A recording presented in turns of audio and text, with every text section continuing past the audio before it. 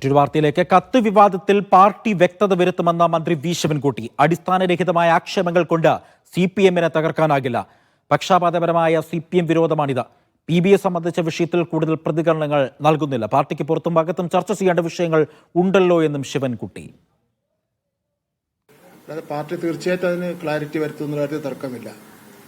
കാരണം അത്ര പ്രാധാന്യത്തോടുകൂടിയാണ് ചില മാധ്യമങ്ങൾ ഈ ഒരു കത്തിനെ സംബന്ധിച്ചിടത്തോളം പ്രചരണം നടത്തിയിരിക്കുന്നത്.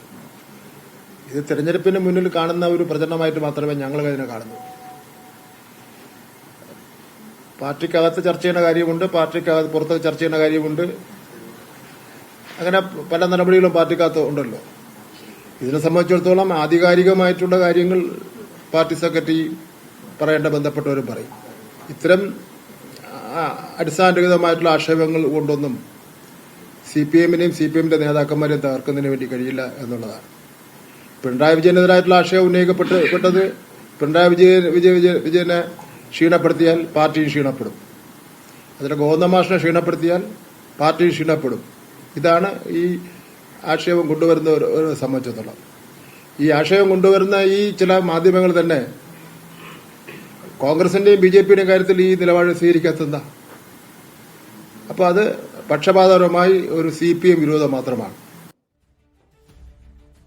സനസിയുണ്ട് വിവരങ്ങൾ നൽകാനായി. സനസ, കത്ത് വിവാദം ഇങ്ങനെ കത്തി നിൽക്കുമ്പോഴാണ് അതിനെ പാർട്ടിയുമായി ബന്ധപ്പെട്ടുള്ള വിശദീകരണങ്ങൾ ഒന്നും വന്നിട്ടില്ല. ഇപ്പോൾ ഇതാ മന്ത്രി വി ശിവൻകുട്ടി അതുമായി ബന്ധപ്പെട്ടുള്ള പ്രതികരണം നടത്തിയിരിക്കുകയാണ്. അത് പാർട്ടി കാര്യത്തിൽ വ്യക്തത വരുത്തും.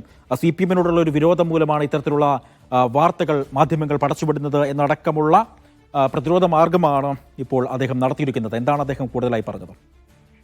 അജയ്, പാർട്ടി തീർച്ചയായും ഈ ഒരു കത്ത് വിവാദത്തിൽ ഒരു വ്യക്തത വരുത്തുമെന്നാണ് മന്ത്രി വി ശിവൻകുട്ടി പറഞ്ഞിരിക്കുന്നത്. ഇത് തെരഞ്ഞെടുപ്പിനെ മുൻനിർത്തിയുള്ള ഒരു വിവാദമാണ്. പക്ഷേ ഈ വിവാദങ്ങളൊന്നും ഇത്തരത്തിൽ വിലപ്പോവില്ല. ജനങ്ങളെ കാര്യങ്ങൾ മനസ്സിലാക്കിക്കൊണ്ട് മുന്നോട്ട് പോകും. ജനങ്ങൾക്ക് കാര്യങ്ങൾ അറിയാം. അതുകൊണ്ടാണ് 2 തവണ ഈ സർക്കാർ, പിണറായി സർക്കാർ നിലവിൽ വന്നതെന്നും മന്ത്രി പറഞ്ഞു വെക്കുന്നുണ്ട്. കൂടാതെ തന്നെ പാർട്ടിക്ക് പുറത്തും അകത്തും ചർച്ച ചെയ്യേണ്ട വിഷയങ്ങൾ ഉണ്ടല്ലോ എന്നുകൂടി മന്ത്രി പറഞ്ഞു വെക്കുന്നുണ്ട്. അടിസ്ഥാനരഹിതമായ ആക്ഷേപങ്ങൾ കൊണ്ട് CPM-നെ തകർക്കാനാവില്ല എന്നാണ് മന്ത്രി ഇവിടെ പറയുന്നത്.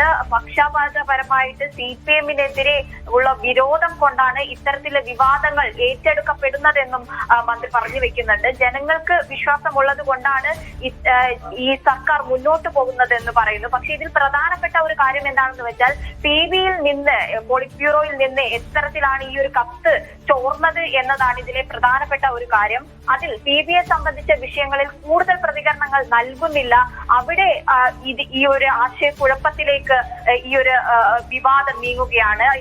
ഇത്തരത്തിൽ മന്ത്രിയിൽ നിന്നുമൊക്കെ മറുപടി വരുമ്പോൾ പോലും ഒരു ആശയക്കുഴപ്പം അവിടെ നിലനിൽക്കുന്നുണ്ട്.